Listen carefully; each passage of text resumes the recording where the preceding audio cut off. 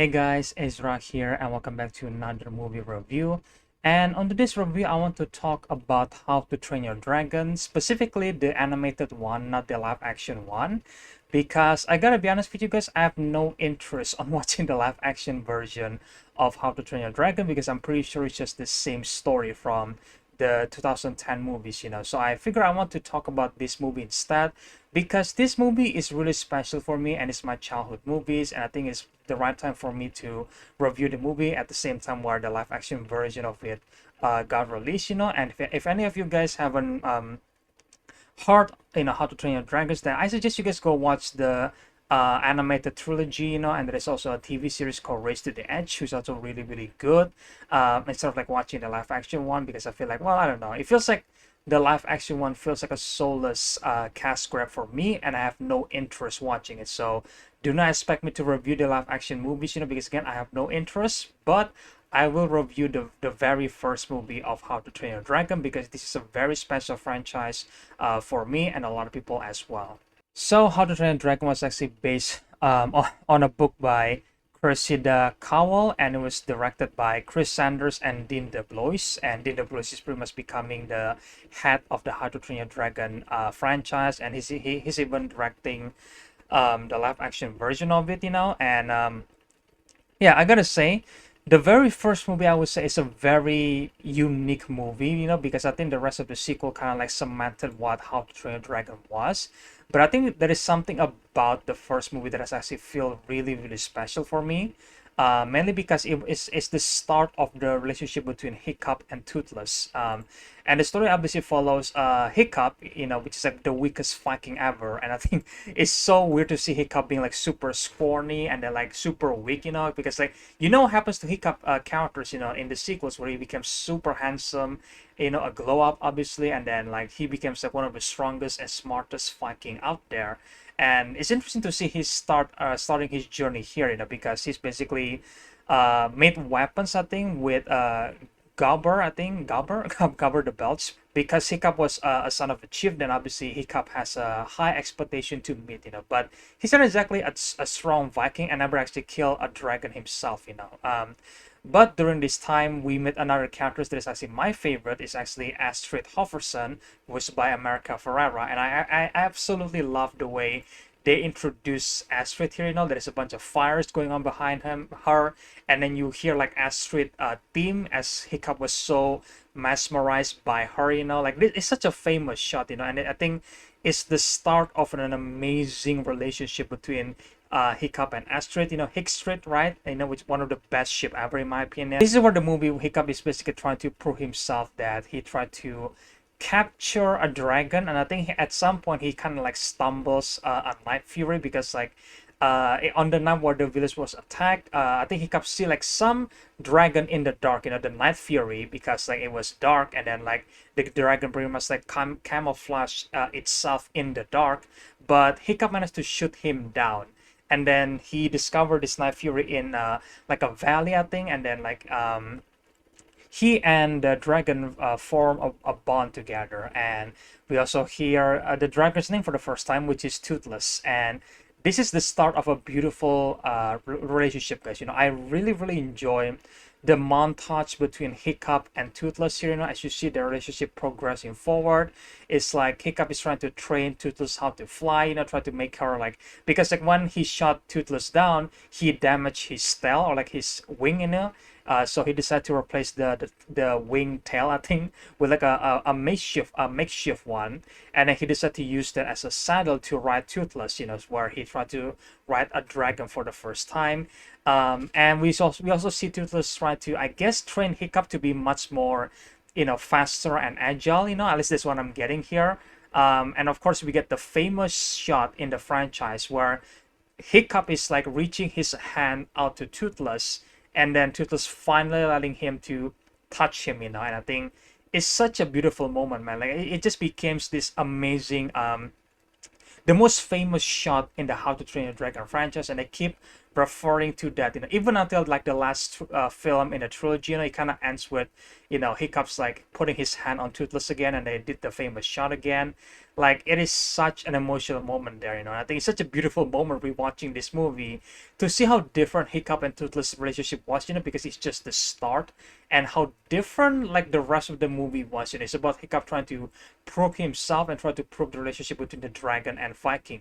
Because I think like now if people are thinking about How to Train Your Dragon, you immediately think about Viking or riding a bunch of dragons, and then there's a bunch of riders out there, dragon riders out there, that like Burke is not the only one, and it's like, yeah, I absolutely I absolutely think that that's how people view How to Train a Dragon, but I think it's interesting to go back to the first movie where you don't see any other dragon rider. Hiccup is like the first one that was ever portrayed on the screen.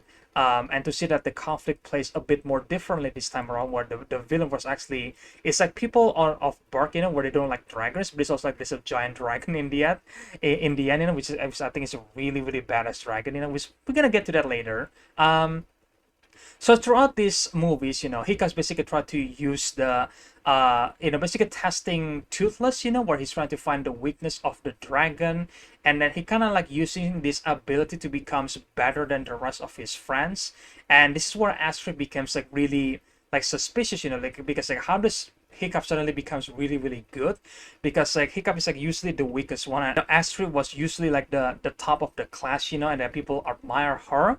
But Hiccup basically stole her spotlight, and then obviously Astrid becomes jealous, and at some point Astrid basically catch Toothless and Hiccup together, and then in this moment, I think Astrid tried to run away and try to report the Vikings of the Night Fury, and then Toothless and Hiccup works together, and they like try to capture Astrid and try to mess around with her, but after she decided to latch on to Toothless back, this is where we get one of the most beautiful scene ever, where we see Hiccup and Astrid, finally forming like a romantic relationships, kind of, and then we see like this beautiful visual as like Toothless just flying into the cloud, and the camera is like following him around, like, and it's just like, it's such a beautiful moment, mixed with the music by John Powell as well. Like, it's absolutely fantastic, And speaking of flying dragon, I forgot to mention my favorite scene was actually the first time where Hiccup is trying to fly with Toothless, for the first time, and I absolutely love these scenes, especially the way it was directed, and especially John Powell's score, like especially the score, like bum bum bum bum bum, like that is such an amazing score, and I love that to death. Like, like every single time they play that score, it's just like I want to cry, man, because this is my childhood. I remember watching this scene for the first time way back in 2010, and rewatching it, now after the franchise has ended in 2019, it's like, man, it makes me cry, man. It makes me sad, there's such an amazing franchise already end, and it's just like, yeah, it's just a bunch of nostalgia watching it for the first time. Usually Hiccup and Toothless, is like the best dragon riders in a franchise, and then like they just start their relationship here, and they start flying for the first time. It is such an amazing directed scene as well, where eventually after, because like Hiccup basically draws like a tutorial, I think, how to use the wing, because he's controlling him using like his leg, and that's what he has to ride Toothless, because obviously Toothless cannot fly on his own, so they both need each other, I love that a lot. But I think at some point Hiccup decided to throw away like the paper, and then he just like trusted his instinct and guts, and that's the first time we see Hiccup and Toothless finally bond, and they finally were able to fly together properly for the first time. And my god, this is where John Powell's score like reaching its climax, it's just like, yeah, this is what the time where Hiccup and Toothless relationship was born, and then like they were flying together, and I absolutely love the score, once it was reaching its climax, I got chills, man, remembering it right now. It's just like, yeah, I love it a lot, but yeah, either way, we're going back to the Astrid here. After they fly around with Astrid, they basically like stumble upon like a dragon's nest, because like the dragons just keep attacking Burke, and I think this is where they find out that the dragon was actually enslaved by this giant dragon, I think it's called the Red Deaths, and this is like basically the dragon queen, I think, and then this is like the dragon's nest, you know, and that's why all the dragons were basically enslaved by these red deaths, you know. That's why the dragons keep attacking Burke, you know. They don't want to attack Burke, but they have to, because otherwise they're gonna be eaten by the red death. This is where they try to say this try to deliver this information to you know, the rest of the Vikings, you know, and at least Astrid tried to do that, but Hiccup stopped her, you know, because like obviously if they inform the Viking of the dragon, then they will kill Toothless, you know, and he doesn't want that. So Astrid decided to keep her mouth shut, you know, and then kisses Hiccups in the cheek, you know, and it's like, oh, that's cute, you know, like again the very start of their beautiful relationship, you know. But after this, you know, the next day, I think Hiccup decided to face like another dragon, like a fiery dragons, you know, and then this is supposed to be, I think, his final test for before he becomes like a, I guess like a future chief of Bark in some way. But this is where Hiccup decided to, you know, I'm not gonna fight the dragon, and I'm gonna prove to the rest of the Vikings and my father that dragons are actually nice. You know, they're not exactly like, you don't have to kill them.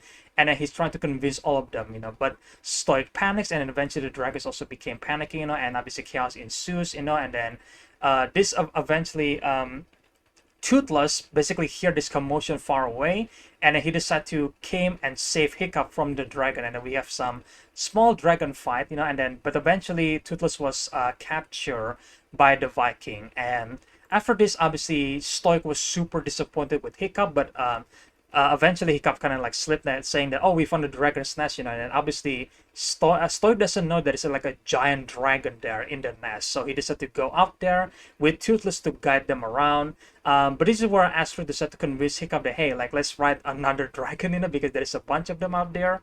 And then in the park, I mean, and then this is where we see the rest of the cast member that I forgot to mention, to be honest. Like we got Fishleg, and then Roughnut and Toughnut, and then Snotlout Jorgensen. And yeah, this is basically our gang, you know, in the movies, you know. But I think I keep mentioning Hiccup and Astrid because like those two are the most prominent one, at least for me. The rest of them are just like, yeah, they're fine, you know, they're likable, I guess, you know. Something that they're kind of annoying, especially Snotlout. I mean, he was supposed to be annoying, but still. So that's why I keep focusing a lot on Hiccup and Astrid. Either way, they decide to save the rest of the bird people, you know, because obviously they didn't know there's a giant dragon there. And this is where we see the first time we see the red death breaking away from the nest, and then we see this amazing visual of a giant dragon. And I remember watching this scene for the first time, I was absolutely blown away. And it's like, man, seeing a giant dragon, seeing a giant monster in like an animated movie, it's like, yeah, that's the first for me. And it was just so amazing, like the destruction of the red death, you know, where she just burned everything, every single ship in that place, you know. It's like, damn, you know, like you cannot kill this dragon because she was so big. But this is where Hiccup and the team decided to came into the rescue, you know, running a dragon and proving to the Viking people that, hey, like, we can ride a dragon, like you don't have to kill these people, you know, and kind of proving a point to Stoic there. And then at some point during the battle, obviously Hiccup is trying to save Toothless, you know, but Toothless was like, I think, drowning. At that moment, Stoic decided to jump in and then save Toothless, you know. And then in the end, you know, Toothless decided to save Stoic from drowning. And I think, again, this is where he understands that, okay, dragon are actually nice, you know, you don't have to kill them. And Hiccup, actually, my son, has a point, you know, and then he respect his son, you know. And I think it's a beautiful moment. I love that a lot, you know.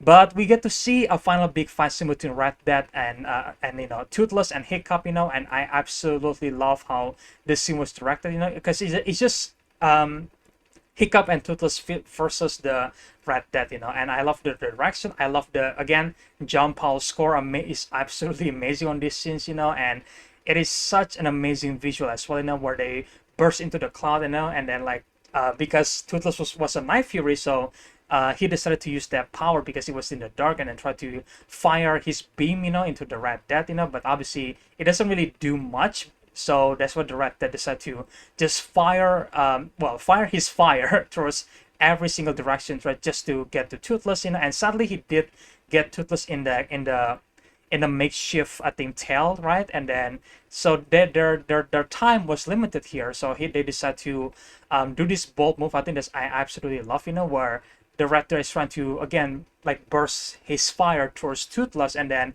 Toothless and Hiccup decide to fire the beam into the Red Death's mouth, and that effectively burns the Red Death, and it was exploding once the Red Death hits the ground, which is absolutely amazing, But during the moment, sadly, Hiccup was actually got hit by the tail thing, and then in the last moment, Toothless decided to fly back down and then try to get to him, and then in the end, it was revealed that Toothless basically saved Hiccup, but sadly Hiccup lost his leg. But after this, the Viking pretty much accept dragons in Berk, and they decide to keep them as a companion, which I absolutely love how this movie ended, and then yeah, I think it's just this movie is such an amazing movie, in terms of the animation, the characters, the voice acting, the action sequence, and then of course the music as well.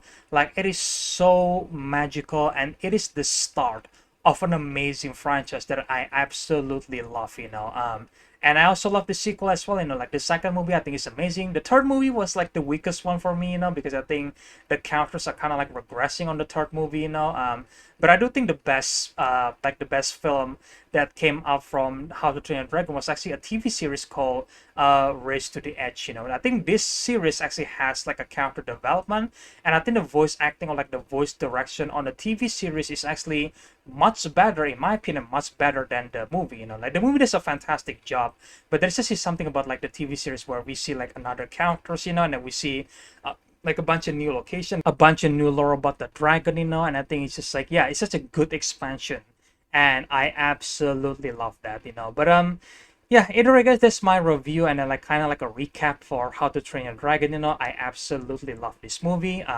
So let me know guys your opinions in the comment section below. Like, what do you guys think about How to Train Your Dragon? What is your first experience watching this movie? What is your favorite moment in the movie? And what is your favorite How to Train Your Dragon movies or maybe TV series?